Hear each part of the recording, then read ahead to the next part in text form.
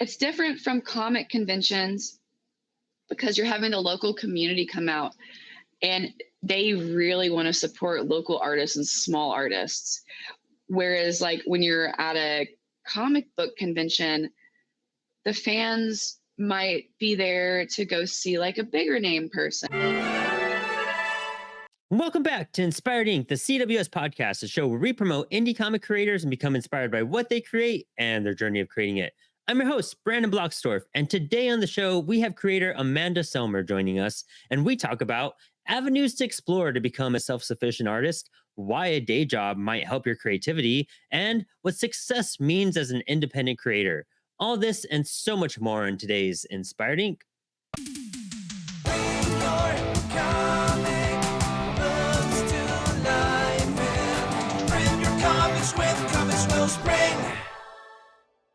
What projects have you been working on? I've just been seeing you traveling and doing all sorts of stuff. Yeah.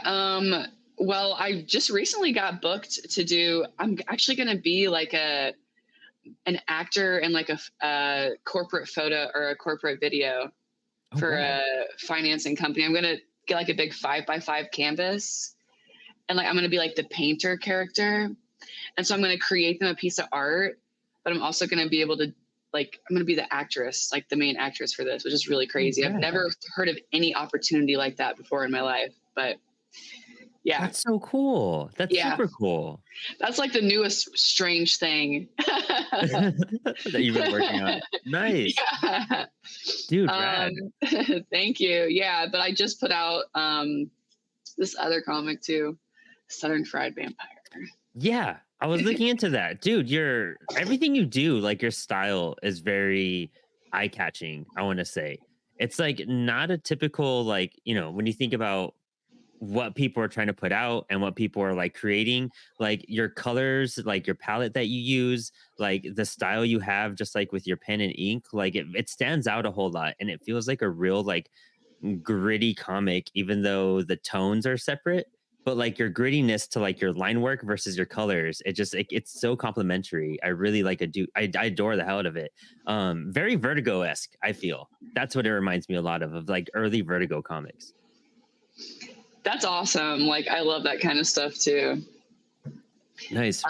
Definitely something I've been trying to work on too, because I love like gritty comics, but I think that a lot of my comics are kind of silly. So it's kind of fun to play with those things. Where does that come from? Like your kind of like your humor and playfulness with your art? Because I noticed there is very cartoony wackiness vibes to it. You know what I mean? Where do you pull from? Probably manga. Oh, sick. That makes sense. Yeah. I grew up reading manga like ever since I was a kid and didn't read an American comic book until I was like 17. Oh, rad. That's Yeah. super cool. Were you just like, did like American comics just like weren't like accessible to you, or was it just like the draw to way manga felt and appeared to you? Yeah, I mean, like the way it I was drawn to it definitely, but I was never really interested in American comics. I always thought they like looked boring. Oh, nice. Yeah, That makes I sense. just didn't get it. Yeah, like as a kid, I just thought they were like superheroes, you know? Yeah, exactly. But And I I think like that's like, superheroes now. oh, rad. That's Sorry, cool. yeah. No, it's super cool. Like, and that's the thing is that like I think I love hearing like how people get into comics because a lot of people get into it because of the superhero route, and then you're kind of like set in a certain mind space. And so when you become an artist later on, I can see where people have drawn from like, oh, I got inspired by like Western, comics and cartoons. And then when I hear people say that they didn't get into Western comics until later in their life or career, and it was either manga or just other art that influenced it. I feel like their art is just way more unique and flavorful. Not as stiff as I would say like superhero comics feel. It has a lot more personality to me, honestly. And that's where like indie comics, I love that staple in indie comics because you get more flavor than you do with your house styles from, bigger publishers and whatnot. And I kind of assume so that's where you're coming from. Cool. But it's so cool, like hearing that. And it's just more of a confirmation that like people who like dive into comics for like the art form and the format and not just because like they want to break into like Marvel and DC. I just feel like there's just so much more to those pieces of work and almost like more heart in a sense too. Yeah, I totally agree with you. I love making comics. Like I'm always trying to like optimize, like, because I have a lot of part-time jobs. I've worked like a lot of different places, so I'm always trying to optimize like that part of my life so that I can continue to just make like whatever I want. Oh, cool. So you're really more focused on like your balance of like if this gig fulfills my needs for now, as long as I can keep making art, that's like your main focus and goal at this point. Yeah. How do you like work through that? Like, do you like maybe even job hop, like hop a little bit just to like make ends meet? Or are you doing contract work, or how you like trying to incorporate your art into your day job? Oh my God, it is like all of that. Um, because I worked in restaurants for a really long time. Right before like 2019, and I quit. You know, the pandemic happened. Like I was trying to get into movie sets. Oh, cool. So yeah, I worked in art department on movie sets for like 2 or 3 years. I was in the union here, and I really enjoyed it, and I was pretty good at it too. But like those like 12 and 14-hour days just don't lend itself to having any type of life besides being on set. And I really just got on set so that I could meet producers to do storyboards. Oh, And right. yeah, but like they just kept me doing art department, like, you know, like decorating sets. Like I did special effects for a little bit. I did props for a little bit. But yeah, people would always just be like, "Hey, Amanda, like, when's the next comic book coming out?" And I'm like, "Never at this point." Yeah. Yeah, those type of work days. I mean, a standard like, Yeah. 8, 9 hour job is one thing to like kick your ass, but like 12, 14 Yeah. hours set work, like, yeah, you're being creative, but you're not being creative in the model you want to be.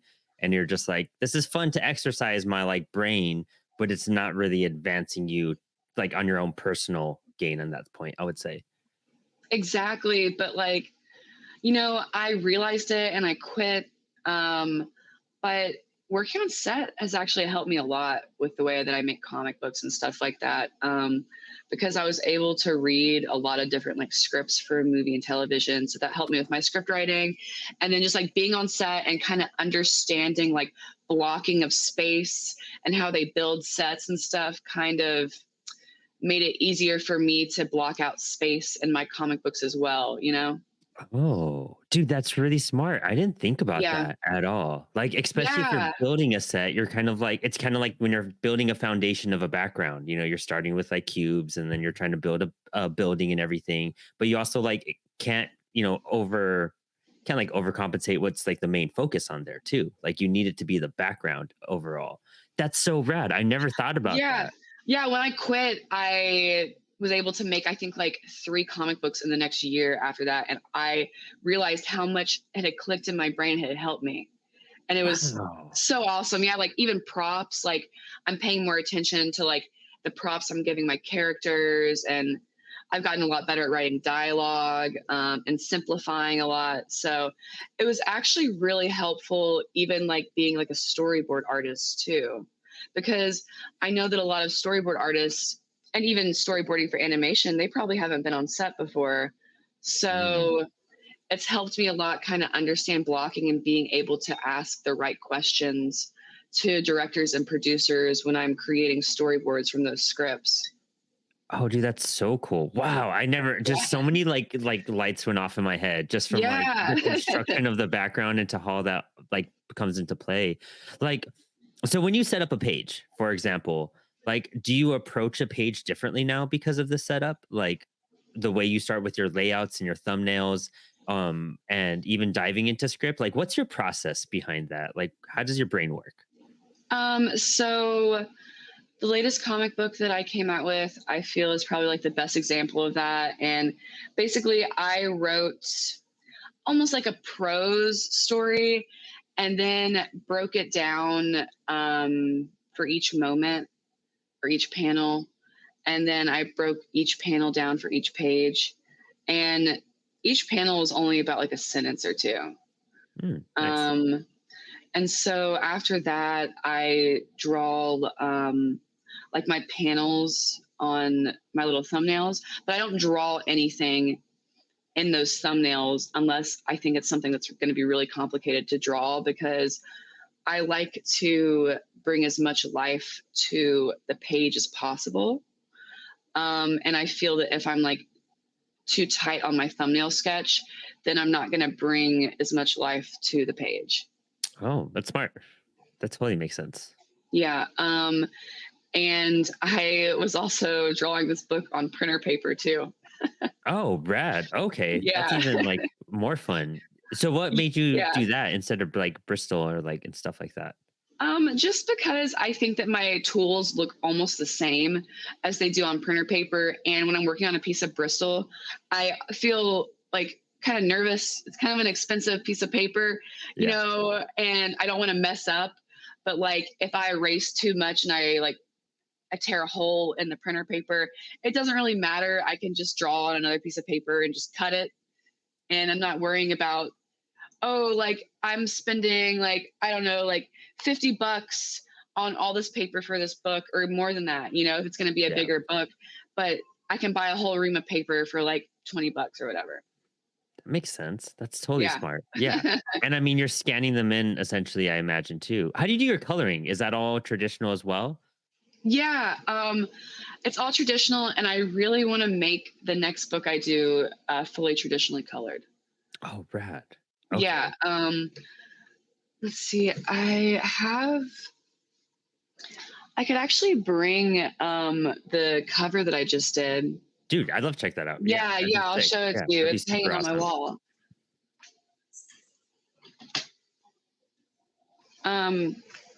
Hopefully there's not too much glare, but like Oh, nice. I can take it out of the frame too. But this probably got like so much mixed media, like probably like 5 different types of, Oh, like, cool. it's got ink for some of it, and then Mhm. colored pencil for like some shading, marker, watercolor. This is all acrylic for the Oh, wow. lettering, and then this bottom text is gouache. Oh, So cool. yeah, I've always loved mixed media, and I've Yeah. always been like trying to figure out like how much I can fit on there to make it look like how it looks in my brain. I feel like I'm getting closer. So how do you know when to like pivot from one type of media to another? Like, how do you know where like, you need to go from colored pencil to marker, and switch like to different spots of it? Like what really draws you in? I could see from like maybe the text being different from like the actual image, but like when you're deciding all that, does it just a vibe, or is it something that you're doing deliberately? I think yeah, probably deliberately, and a vibe as well. Deliberate vibes. It's kind of like I've been trying to work out the process for a while, but I really enjoy sketching with colored pencil. Oh, Um, so I'll do my really loose graphite sketch, and then I'll just go over and sketch in colored pencil, because I really like how it feels. Like the oily texture on the paper feels really good. mm, And then after that, I will block out some colors and marker, and the marker kind of like smears the colored pencil. So it it kind of takes it away, so I can re-add colored pencil yeah. afterwards. And then I'll add like some shading with the watercolor, because that water almost kind of locks in that alcohol of those Mm. markers. So I can just kind of like continually layer this as much as I want until I feel like it's finished.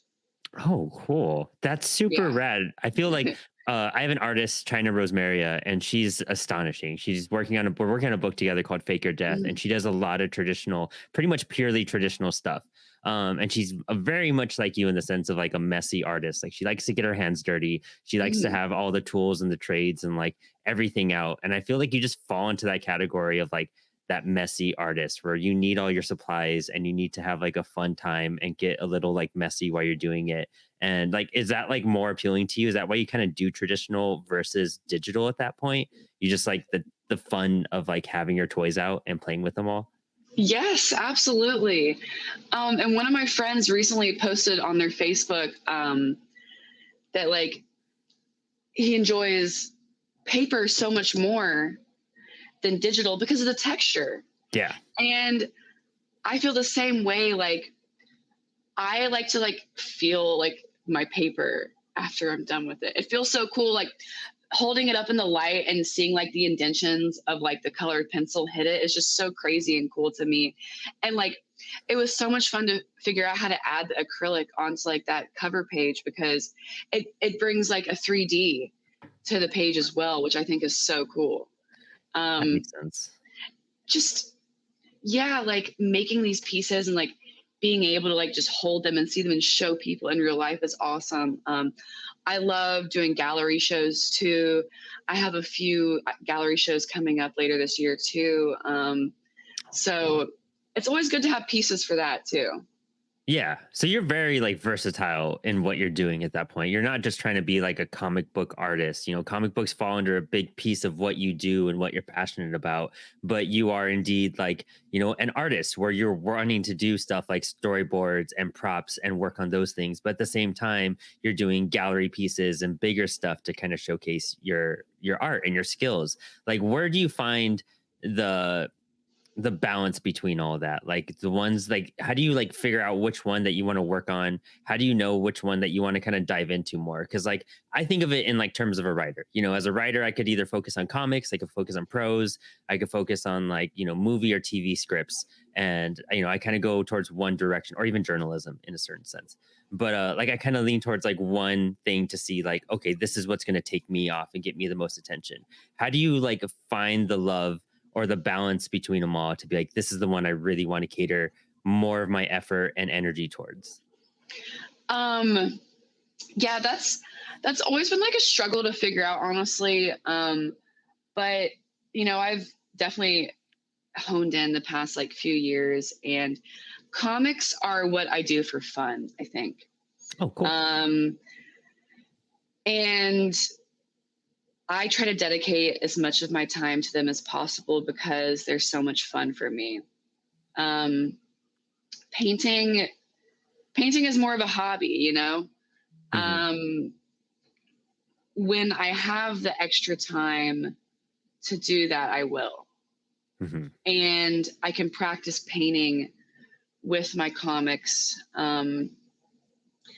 Although I do love doing like acrylic paintings and stuff like that too, but it's so rare that I ever get the chance to do that. And then storyboarding is how I kind of want to make my money. That's like my main career goal. Cool. For my whole life is to be able to do storyboards full time so that I'm practicing drawing my comics while still getting paid to do it. Yeah. So I've been building up those clients for a long time, and it's kind of more difficult to get into that realm because I mostly do storyboarding for commercials, but I'm trying to get into film and television. How do you find your gateway into that? Like, what led you to find even like, you know, a path to get some of these offers and opportunities to do storyboards for commercials and such? The first company that hired me a few years ago found me randomly on Instagram. I have no idea how else. Oh, cool. Oh, right. So it's Yeah. just more of just like you're working on your stuff and you're getting discovered at that point. You're not really like seeking it at, you know, when it started up, they came to you. Yeah, because I still like cold called a lot of companies and producers and directors. And sometimes those people would get back to me, but most of the people that have hired me have found me randomly or by word of mouth. Yeah, that's pretty much how most people have found me to do storyboards, because I still send my portfolio out to all these different companies and agencies and stuff, but none Build of their them have given. portfolio right, by the way. Great website. I really love Thank looking through you. your website. Very well organized. Like so much clarity behind it. So I feel like you should be getting more work because of how well your site looks overall. Thank you. I want to redo it soon, so that makes me feel good. um, but yeah, like I'm hoping to do storyboards for film and television soon. I almost got this like big gig for this TV show for Blumhouse, like so close. They ended up going with someone else who was like just someone that's been doing it, being in the biz for like a lot longer than I have. But you know, it feels good to just get that close to what I want, because I know that whatever that is like right around the corner. Yeah, especially with the advancements you're making right now. And even just like, it's kind of like when you're getting a job or you're job hunting and you got selected for an interview, but like you didn't get selected, but you went real far. You're like, at least I know I could get that far. I just need Yeah. to like work a little bit more to break that last like door open and get through it. Yeah. And like, just to say to that too, like I have had, I think like 3 or 4 tests with Floyd County to do storyboards for them, for Archer and Hit Monkey. But just having that experience with doing those tests, I realized that I want to do live action storyboards. Oh, why? What's the difference between like for especially for those who don't know and are listening and are interested in that? Like, what is the Yeah. key differences between those two? Um, Really, I think it's the software Oh, and rad. Okay. working in a house style or having to work in someone else's style versus my Mm, own, because I I don't really like using Toon Boom or animating in general. mhm. I have animated before, and I think it's again with just like that fun aspect. I don't have fun working in someone else's style. I don't have Oh, any cool. problem drawing someone else's characters or do doing what they want me to do in that regard. But yeah, I don't want to work in a house style. I don't want to have to be locked into like this certain software. I want to be drawing and working or in my style because people want my style, you know? Mhm. And you're starting to become very defined by that too at this point. I mean, I could look at one of your covers and be like, I could tell that that's your work, just kind of browsing through them. They do have a similar vibe, a similar taste. And I think that's what's so eye catching about it too. It doesn't look like, you could definitely see growth within your work, but you could see growth within your own realm and you're just seeing improvements upon your work rather than you like switching, diverse styles all over the place. And I think that's really cool of you as well, is that you're kind of like sticking to your guns and not like really conforming to a lot of things that, a lot of artists, kind of conform to, especially when they start leaning towards their inspirations and whatnot. Who were some of your inspirations that like had you trigger into some of this? Oh wow. Okay, the first two off the top of my head are probably so different. But when I was in college, I got really into Bill Sienkiewicz. Oh, rad. Yeah, Okay. because he's a mixed media master. Yeah. Um, and I want to do watercolor and painting and all that in my comics so bad. So it was like, how do I figure out how to do that? And then Scott Pilgrim, Brian Lee Oh, O'Malley. cool. I read that comic a few years out of college, and I picked that up and I was like, oh my God, I can draw like this and it's okay and people will like it. Like, I don't have to draw like perfectly atomically correct, because I will tell you, I have never liked using a ruler ever doing my perspective or anything. Like, it is very rare that you will ever see me pick up a ruler for anything except to draw borders onto my template for my page. Nice. Yeah, it just takes the fun away from me, and I think that it's important to have some fun in the page. And I think that like Bill Sienkiewicz is definitely having fun hmm on his pieces, and so is Brian Lee O'Malley. Someone else that also comes to mind is David Mazzucchelli. Oh, Um, nice. Yep. yeah, Daredevil Born Again was one of my first American comics that I read, and that inspired a lot of like my ink work. Oh, I could see that. All Mhm. right, that makes sense. Him and Sienkiewicz, I could see 100%. Especially Sienkiewicz. Like when I'm talking about messy and like your line work and stuff like that, those are the type of artists that are coming to mind for me. That's like one of those things where like even me as like an artist, as I'm learning to like draw and like create my own stuff at that point, I lean more towards that because I love how the imperfections about all of it. Like I grew up with all these superheroes around me and it felt like I had to be very stiff and like house style. But it's like what you were saying, those creators that really broke that barrier and let you know that it's okay not to be, absolutely 100% perfect with all your drawings and everything, like that's what gave me hope and inspiration. That's why indie comics I feel are so awesome, because that like lets you know like, hey, relax, loosen up, like let what comes out of you come out, and just enjoy it, enjoy the process. And I feel like a lot of people get stuck and kind of stagnate because they want to, everything needs to be perfection, everything needs to Yeah. be correct. And I love that you're breaking that and you're not trying to succumb to a lot of that too, because dude, it's clearly giving you the right path and to be recognizable at this point too, which is really exciting to hear. Thank you. And then like even with Bill's like, you know, his ink splatters and the way he does mixed media, I was lucky enough. I got to interview him one time, Oh, and cool. yeah, it was at San Diego, and I was just doing a quick Amazing. interview, and he was doing this Logan piece like from the movie, and just like in front of me, just like adding this like white like coloring to all of it, and the way he just worked through it, it just felt like this dude doesn't need to worry about like the arm length and like how the triceps working and all like that. He just knows how to like look at this perspective and kind of just feel it out piece by piece. And he didn't have anything with him except for, you know, a handful of just drawing materials. And that was it. And he was working on this whole piece and was halfway done with it by the time we finished interviewing. And I was like, dude, like, that's like you having fun and enjoying and being able to hold a conversation and just keep doing it. That's the type of love I think artists kind of strive for. It's just I could just do this mindlessly and be in my happy place all the time. But that's so rad. I love that Sienkiewicz is like one of your tops because he's one of mine Yeah. as an Yeah. artist. Yeah.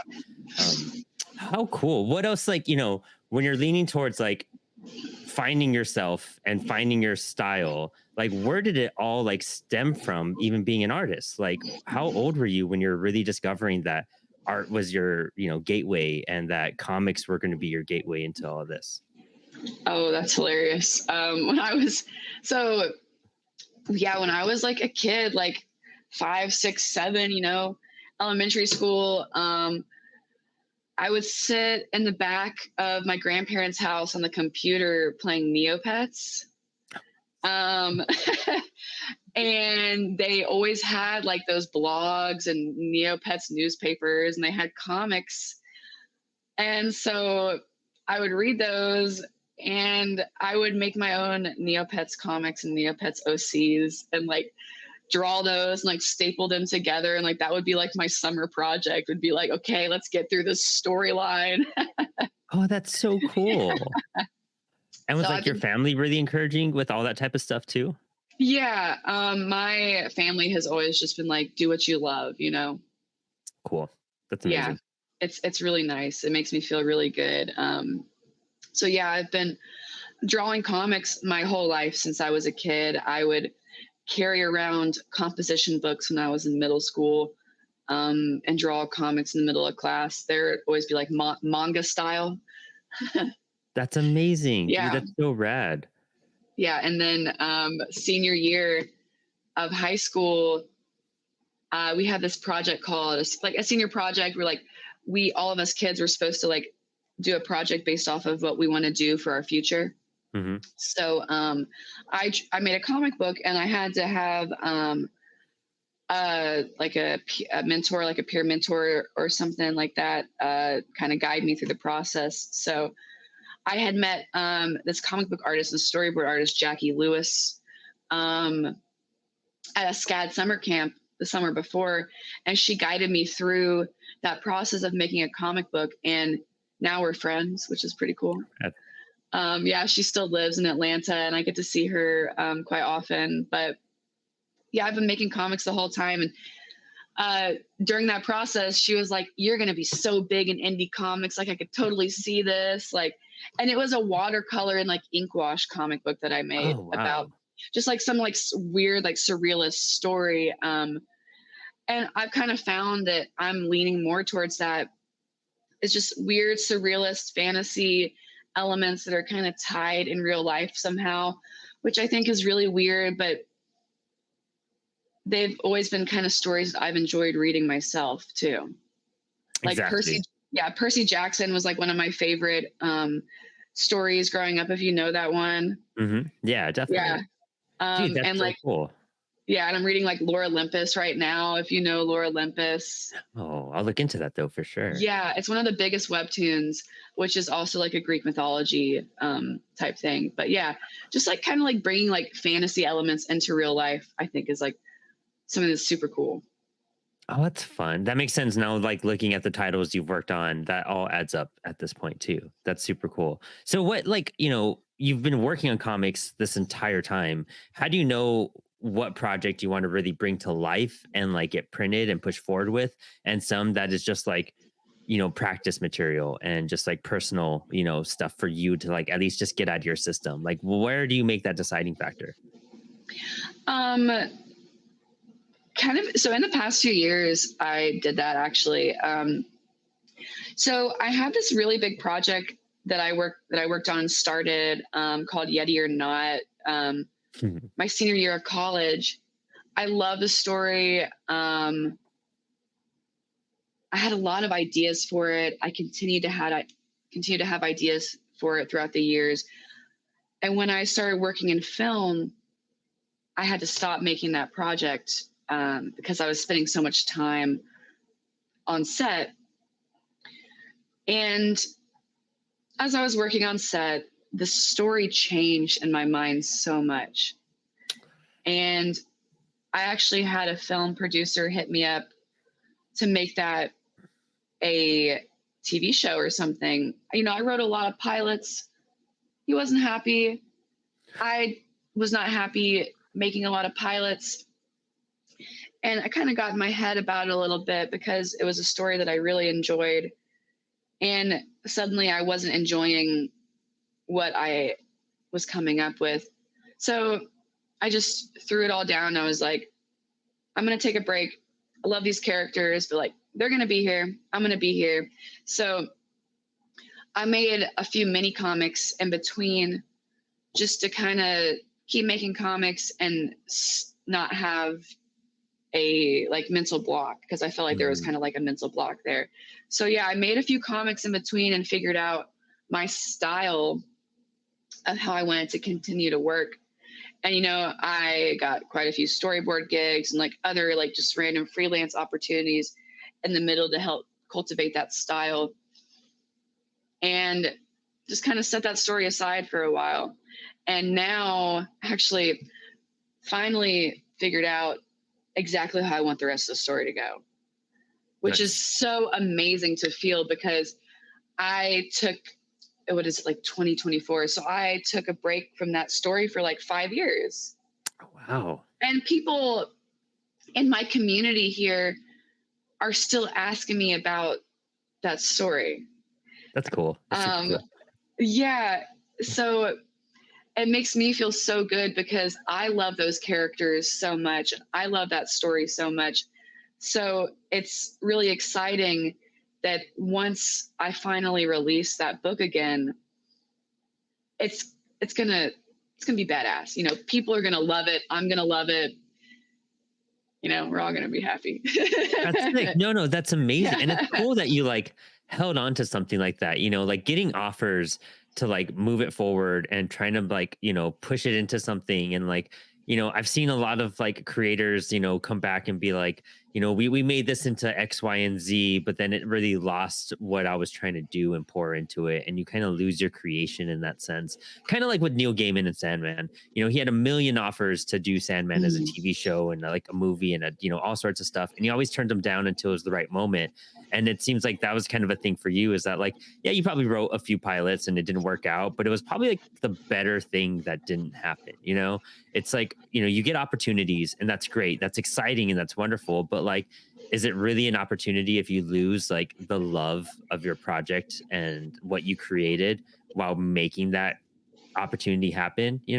I feel like, taking the break and formatting it in your head and finding the love and rediscovering what it was supposed to come to life and really truly become is a way more positive outcome than, say if you did get it made into a TV show, but then it wasn't like the story you wanted to tell or how you wanted it to go, and you kind of lose out on some of that.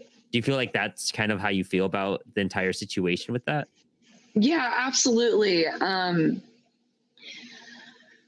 Because I didn't even know what I wanted it to be back Hmm. then.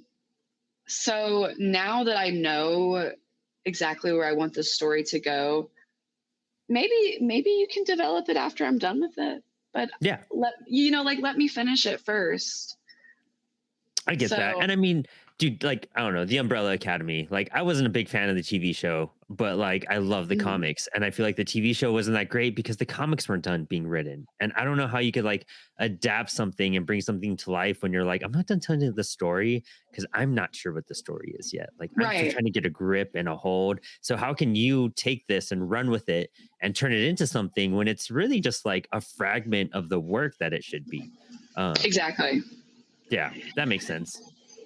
And it was so frustrating to like, push myself. Okay, it's going to end like this. It's going to end like this. It's going to end like this.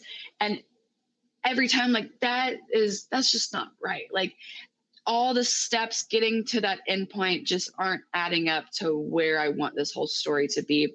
And it was because I had had all these preconceived notions of all these other story moments that I wanted in the story when I never needed any of those and needed to be completely different. And it was really hard to get there.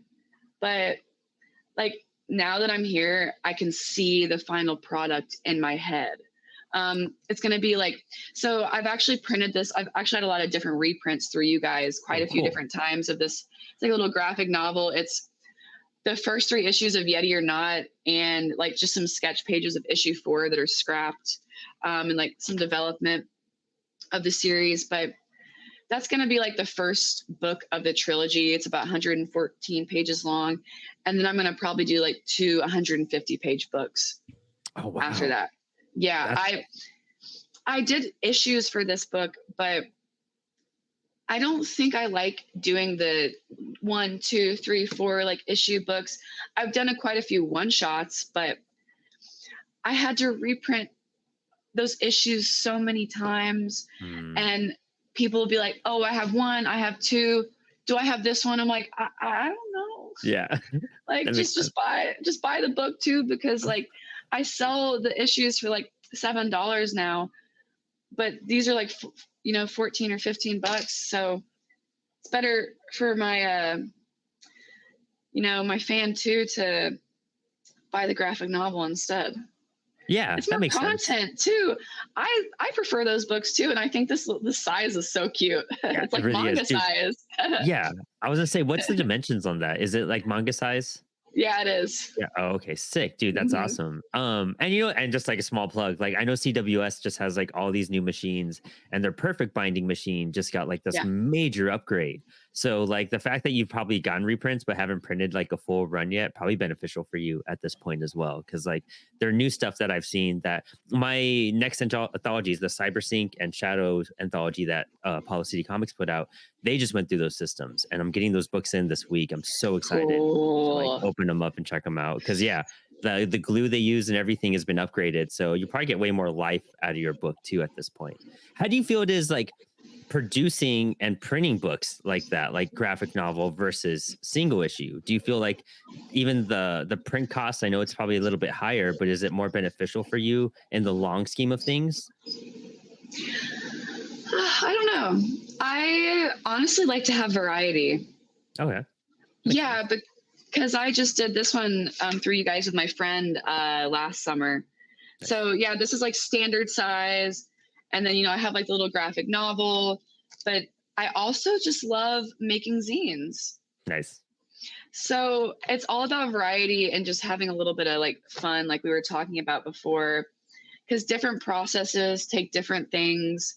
So just changing it up.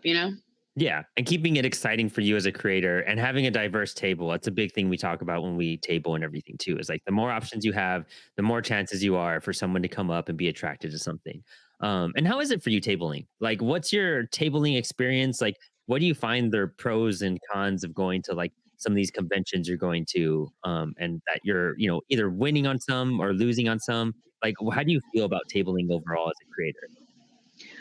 I've definitely learned a lot in the past few years with that. Like I do Heroes Con every year. Heroes Con's been a consistent show for me, I think, like 6 years now at this point.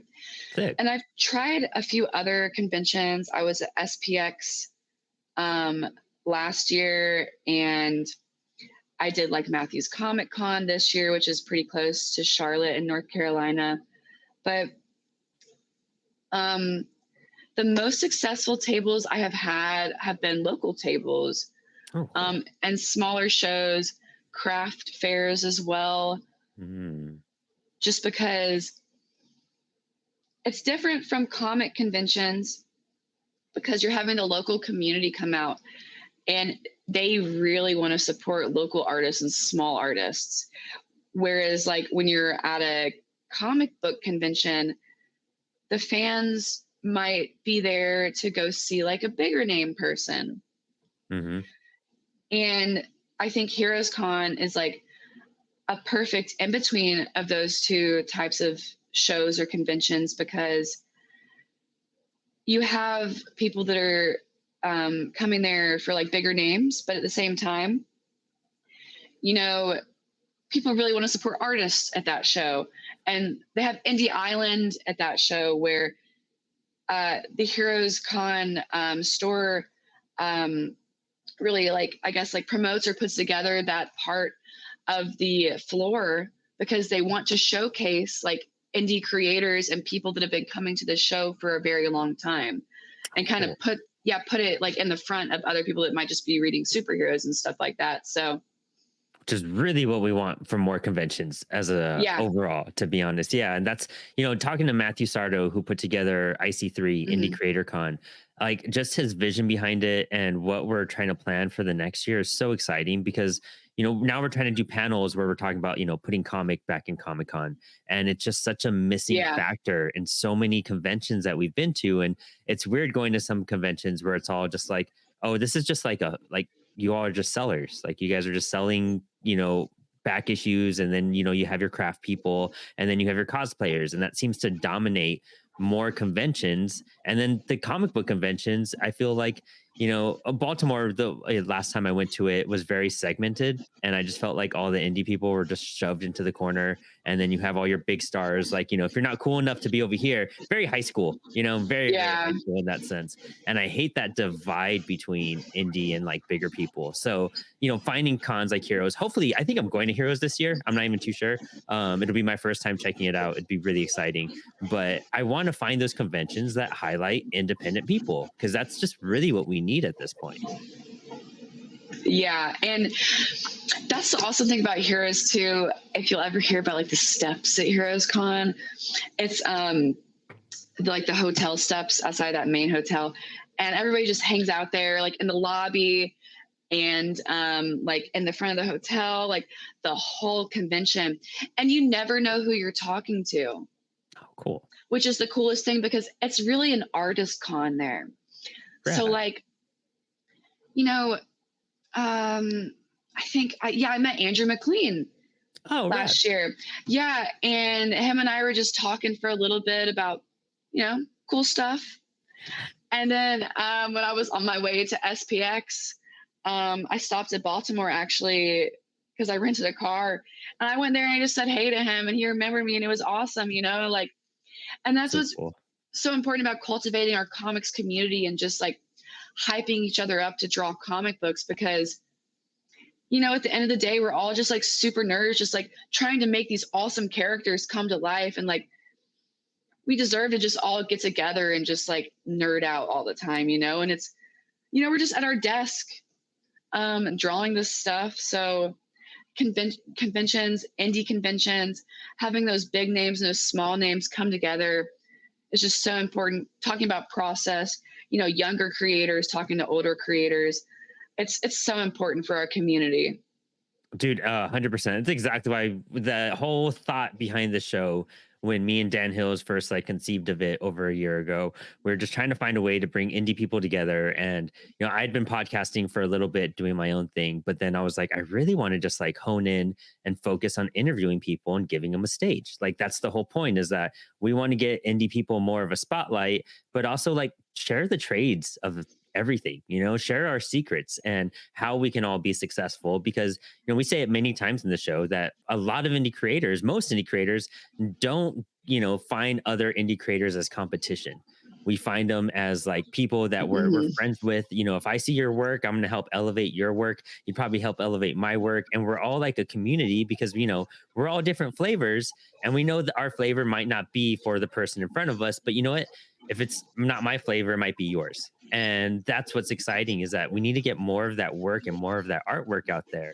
And people who support indie work, I feel like, are the people who really do love the comic book medium. Like, they're Mhm. going in there looking for comics of all types and not just the same two flavors that were kind of just mainly shown on, mass media and whatnot.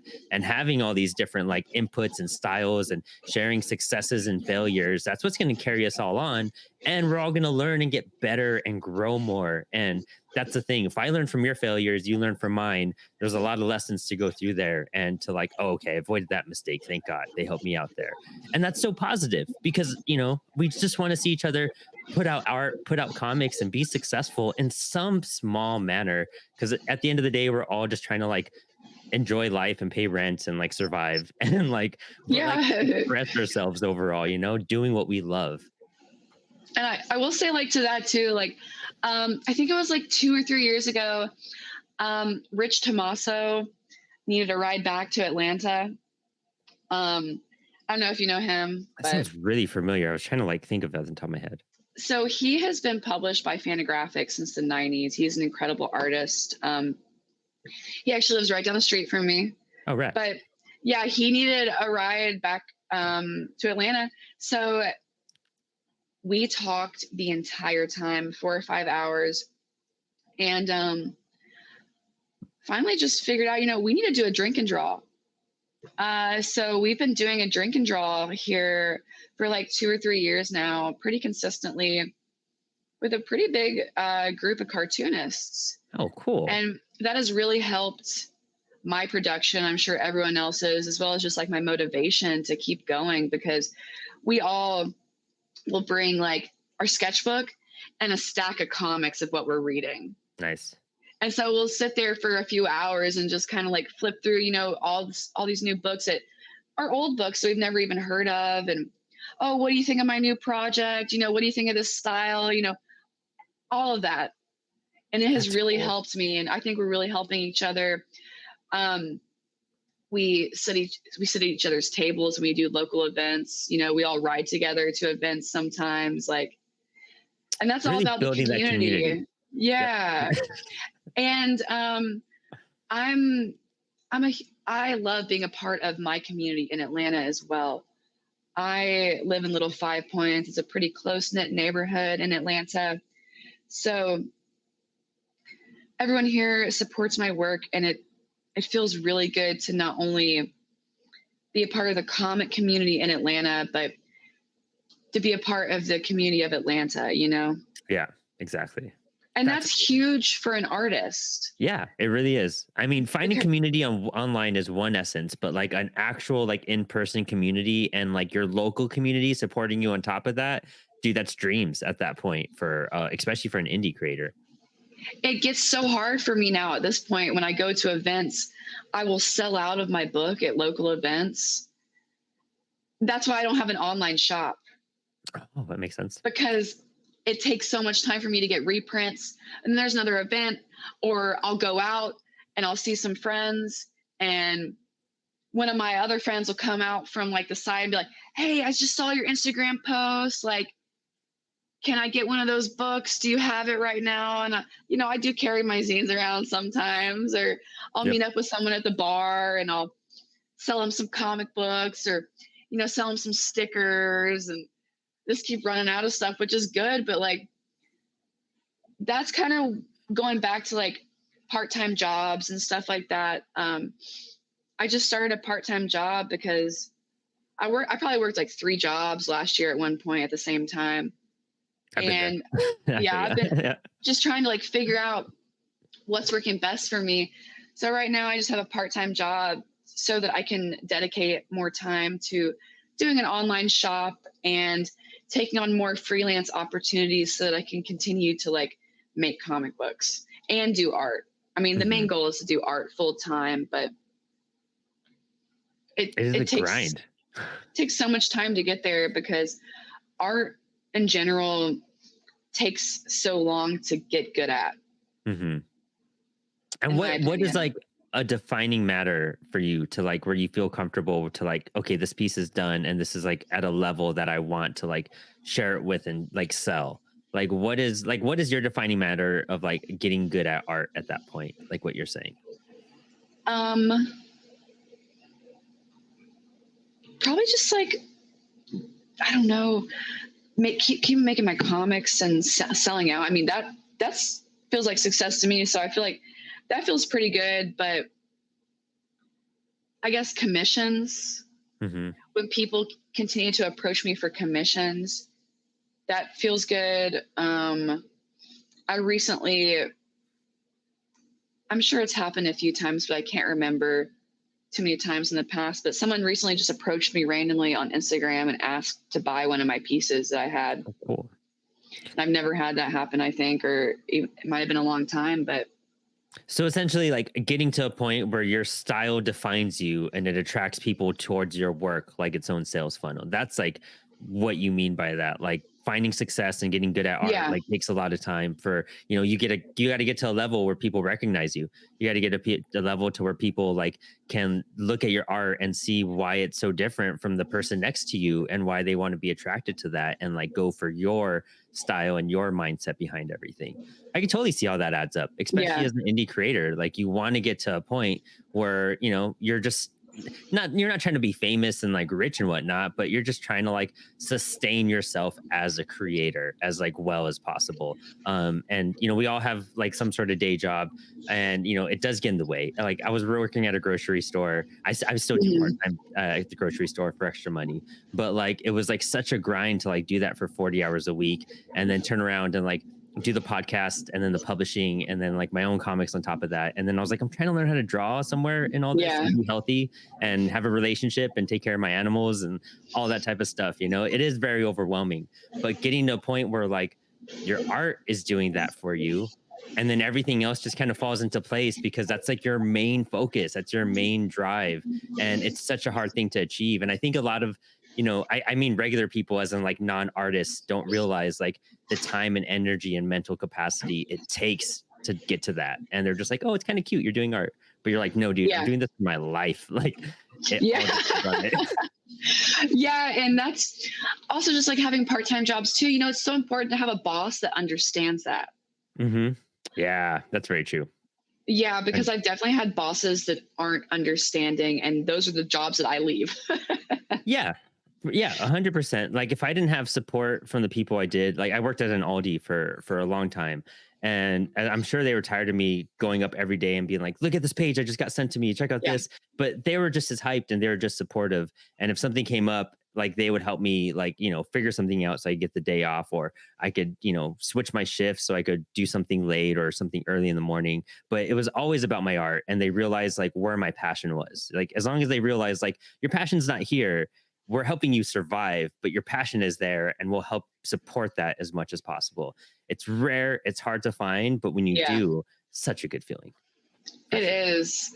And like, we'll see how I do. Like, once like I'm a full-time storyboard artist, like that is the main goal, is to just do that all the time. But I've always thought about just having a part-time job on the side or picking up something, because I don't know, I might go crazy if I just sit at my desk all day for Hmm. the rest of my life.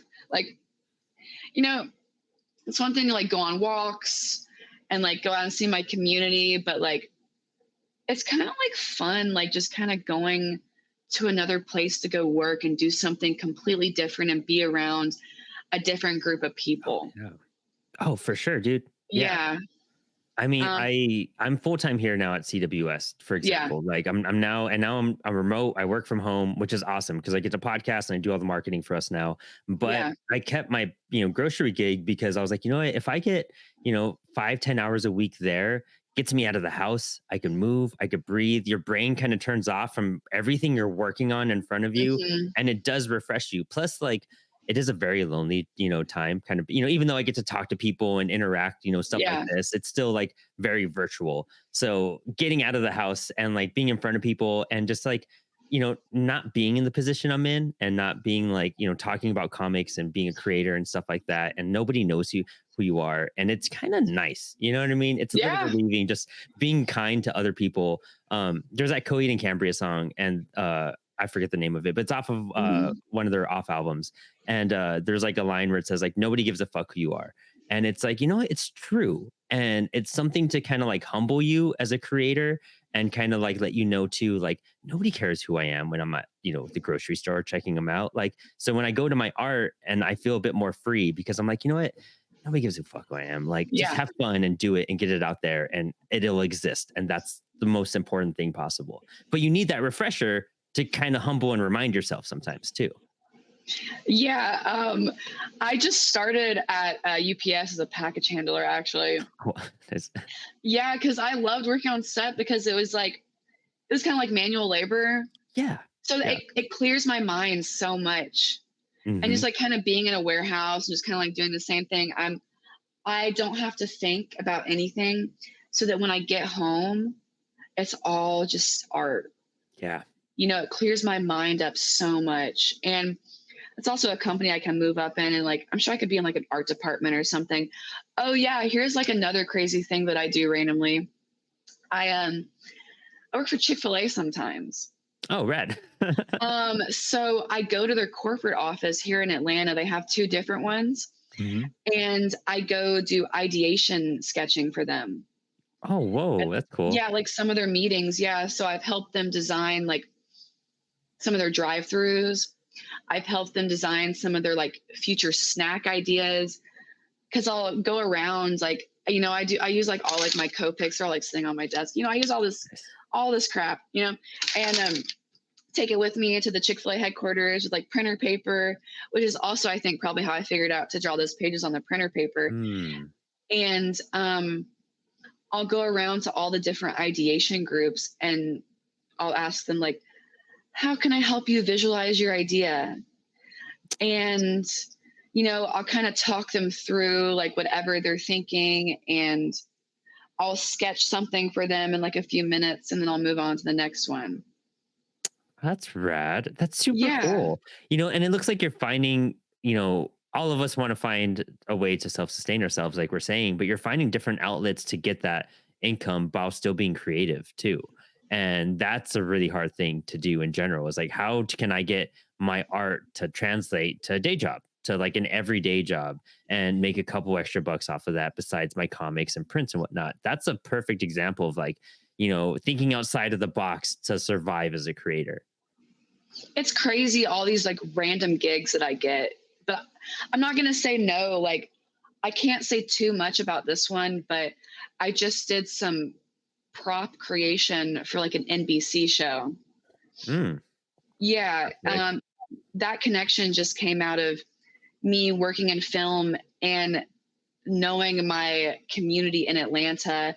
One of my other friends, he does a podcast called Hot Pot Block Talk. It's Oh, something cool. like that where they sit around and eat hot pot and talk about art. But That sounds fun. I'd be down for that. yeah, That's- yeah. But he works in props. So yeah, he got me a gig to like do this crazy prop for this NBC show, um, which I'm super excited to share when that comes out. But yeah, it's just all these random gigs that I get, and I'm just like, yeah, I can do it. I can paint, I can draw, I can write, like whatever, like Dude, that's great. So like you focus on expanding your skill sets too. So it makes you a very versatile player for any of these things as well. And that's the best thing you could be, because not regular people, again, just non-creative people and whatnot that are in certain roles, they don't really understand like what it takes to do one project or one thing or one idea they have, and they don't realize that sometimes you need a team of people. You probably need a painter, you might need an artist, and then you might need a writer, because somebody, maybe one person can't do it all, but you coming up to someone being like, I could deliver everything for you, Like that's a powerhouse. That's like, that is when we talk about competition, that's competition in comics and like career stuff, because you're fierce like that. You can do so many things and you're so versatile, and it sounds like you can adapt to any environment. Like that is something to be like worried about if you're a creator, but also like something to be like, you know what, that's something we should all try doing, is expanding our skill sets. Just like if we're making comics, like me as a writer, I'm trying to learn how to draw so I can make better scripts, but also so I could draw Mhm. my own crappy comics, pretty soon. Yeah. And then, learning how to letter, it's just going to benefit me, even more, and then just being a writer. So like, just being one thing is great, but the more versatile you are and the more you could do on your own, you have less holding you back, and you have more opportunities coming your way, and you have more ways to practice those things. So I think that's the smartest route you could take to finding a way to be self-sufficient, essentially. Yeah. And people ask me, especially like at Drink and Draw, they're like, Amanda, like I don't understand how you get all this weird stuff, all these weird gigs. And I just put myself out there. And I'm definitely like an open book. I'll always tell people exactly how I get all these gigs, just because I think that there is a niche for everyone. Hmm. And there's somewhere that everyone can fit and make money off their art if that's really what they want. Or if you just want to have fun and like get your books out there, you know, you just got to go to a local craft fair and table for a day and see how you do, like get Hmm. some stuff together. And there's so many different ways that you can fit yourself into all these different industries if you just kind of experiment and try and figure it out. And Yeah, I've and tried. key Oh, thing is sorry. like you put Yeah. yourself out there, like you said, that was it. Like you didn't stop behind your desk, and you're not just sending stuff behind an email and whatnot. Like you're going out Mhm. there and putting in the work. People talk about like going to the gym every day, is like, it's just what matters is showing up and getting yourself there. It doesn't matter how great of a workout you had, it's just like getting through it. And it sounds like that's what you're doing with your art. You're like, no matter what, I'm just getting there, I'm showing up. It doesn't matter what I have out, what I have ready. I'm going with what I can and doing what I can every day. And if you do that, opportunities are going to open up for you, because you're putting yourself Yeah. out and you're distributing, and people are noticing and remembering you. And getting someone to remember you is such a significant thing, and knowing who you are. So it sounds like you are on the right track of all your goals at this point. And I know it's taken a lot of strife and like hard work. And we didn't even get to like dive into like how discouraging it might feel sometimes with like, putting yourself out there also means getting rejected a lot. Oh And yeah. yeah, yeah. It's one of those things. I can only imagine, like, you have success and you're being very successful, but like I can only imagine the times you've been rejected or turned down, or you've mentioned it just a handful of times in this conversation. But the overall amount, like, what is something that keeps you going no matter what, whenever you get rejected or turned down for something? What's like a key thing that always gets you to push through and pick up your pen again and work on the next project? There will always be another chance, and I will be better at what I'm doing the next time that chance comes through. That's awesome. Yeah, because I mean, like just as I was saying with just like that Blumhouse thing, like almost got the gig. They reached out to me and they hired someone at the last minute. Um, but the next time an opportunity like that comes around, my portfolio is going to be 100 times better. Hmm. And I'm going to have all this other work that I've already been working on my own to show them and to contribute to that. So, and That's another gig will come, like maybe something different, maybe something better. Yeah, it's not the end of the world. It's not like, you didn't get that gig and creativeness just stops at that gig, like there's going to be opportunities opening up every single day if you're there looking for it, and, keeping an open mind to what they are as well. Yeah. And like a few years ago, I did pitch like Yeti or Not to quite a few different indie publishers. And a few got back to me and said no, but I kind of realized just like working through these books that I've done the past few years, I don't really care about getting published necessarily because comics are for fun and I enjoy having full creative control over what I'm doing. Nice. And They do if it for people you. know, yeah, if people know what I'm doing and what I'm putting out and people are still buying it and I don't have to go through a publisher, then what why do I need a publisher? Yeah, why do you need to jump those hoops and everything? Exactly. I mean, Yeah. that's kind of like why I just turned Apollo into its own imprint. Was I was like, you know what, Mhm. I'm just gonna do this myself, and I have enough Yeah. people that'll probably band together. And luckily, we've signed and brought on a lot of people to Apollo, and it's been really cool. But it's like one of those things where like, we're just gonna do it ourselves, guys, because it's just Yeah. gonna be fun, and we work great as a team. Let's just see what we could do. Um, and it'll Mhm. inspire others and get more people to want to make more comics, and that's our whole goal too. There's a publishing company in town, Wildstar Press. Akira Brown runs it. I'm not sure if you know them, but I've heard of them for they, sure. yeah, they work actually at Criminal Records, the comic store in my Mm, neighborhood. Um, but they, as soon as they graduated college, they started this publishing company because they just wanted all their friends to be published and to help get more comics out there and more indie comics. And they've been doing that for a few years now, and they're very successful with that too. They take their whole publishing company out to all these conventions and stuff, and they've reached some Kickstarter goals. And I think that's just amazing that we have an indie publishing company in Atlanta as well. yeah, that's super awesome. Yeah, it's crazy like knowing the capabilities once you start doing that too, and how it starts benefiting so many other people. I think that's the most exciting part of like we started off with 3 anthologies for Apollo, and that was essentially to like get as much new talent out there and publish them. And finding out to half the people that I mean, Max Flowers, who has helped design a lot of our stuff and put together our books and did Mhm. a lot of our artwork, even on our posters and everything. Like Max hadn't been published until he was in the Punk anthology. And I was just like, how is that possible? Like who would turn you down ever? And now Max is overloaded with work because of like just getting out there, getting put in one book and then just expanding like their horizons. And I'm like, that opportunity is waiting there for so many creators.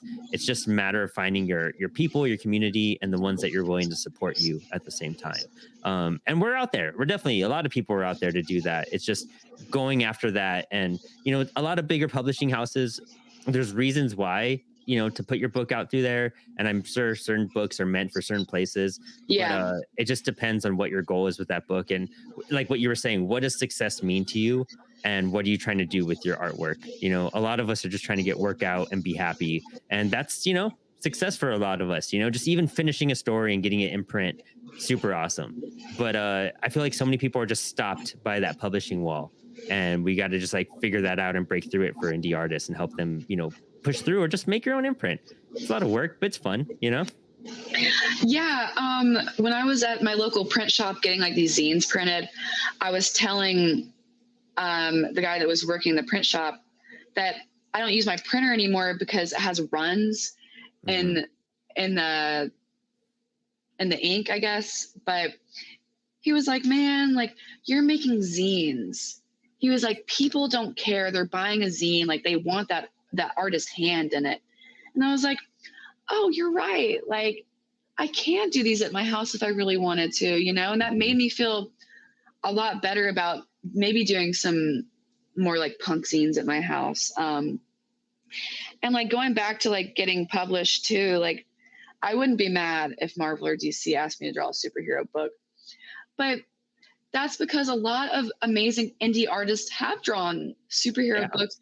But I feel like that's after they're already successful and have found success in what they're doing. They have a style established and they're allowed to do whatever story they want. One of my favorite comics that I discovered when I discovered American comics was Punk Rock Jesus by Sean Gordon Yeah. Murphy. Love that book. Yeah, and I'm sure Batman the White Knight.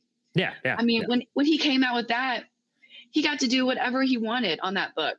Hmm. And now he has his whole own Batman universe. Yeah. It's You wild, know? right? Like getting to So that level where you could do that and have that yeah. playground. Yeah, exactly. Like that's the dream of an indie artist too at the very end if you want it to be. Like that's Hmm. like yeah, I love like Spider-Man, Spider-Gwen stories. I love Daredevil stories.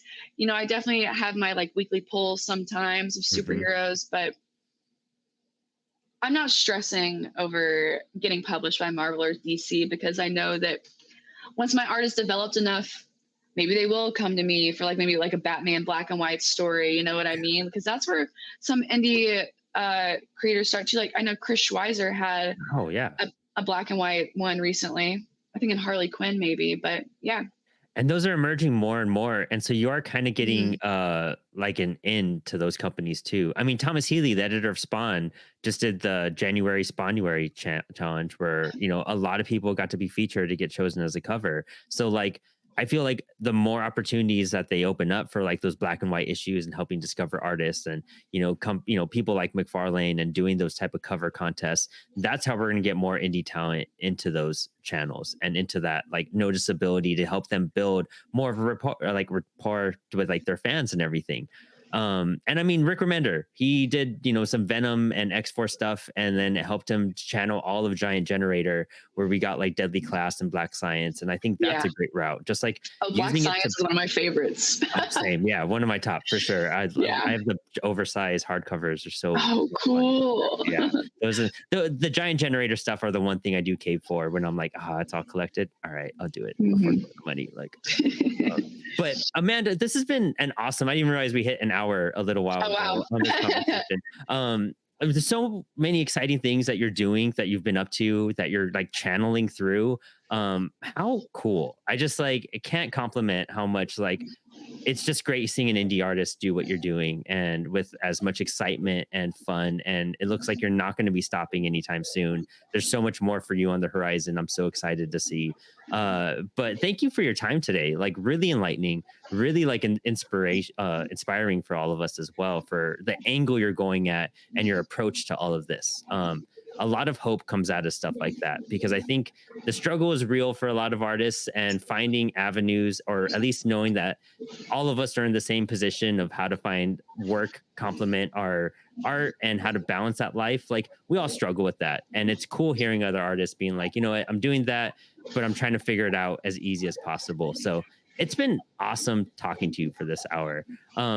Why don't you tell us, actually, before we go, we're going to be doing a live drawing show soon too. So I meant to Oh, bring cool. this up because you brought up that drink and draw stuff. We're doing a live show starting in May, where we're going to be doing live, you know, hang out and draw stuff. It's going to be called Spilled Ink. And so we'll definitely invite you on to that, so Yeah, you could I would show us love some cool to. stuff. Yeah, I think your traditional aspects, you and Max would vibe so hard, and it'll just be a fun time. Plus, I get to learn how to draw more. So Yeah, yeah. but why don't you tell us like where we could find you and your art, and what you're going to be up to for the rest of 2024? So you can find my stuff on my Instagram. This is right there in that tag. But I'll be opening an online shop soon, and a Patreon within the next few months, because I'm gonna be starting a zine that I'm gonna be putting out one every 2 to 3 months.